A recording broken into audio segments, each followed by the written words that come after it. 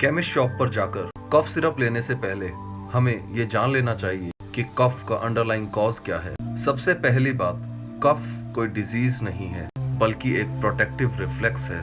कोई भी चीज जो हमारे एयरवेज को इरिटेट या ब्लॉक करती है, कफ उसे एक्सपेल आउट करता है।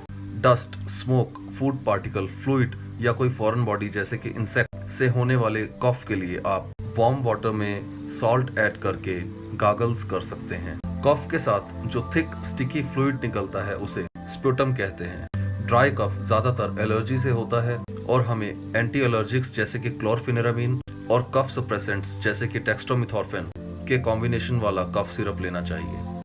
प्रोडक्टिव कफ जिसमें स्प्यूटम प्रोडक्शन बहुत ज्यादा होता है, ज्यादातर बैक्टीरियल इन्फेक्शंस की वजह से होता है। स्प्यूटम की जांच और चेस्ट एक्सरे कराकर हमें एंटीबायोटिक्स भी लेनी पड़ सकती हैं। कफ अगर 3 हफ्ते से ज्यादा है तो टीबी की जांच करा लें।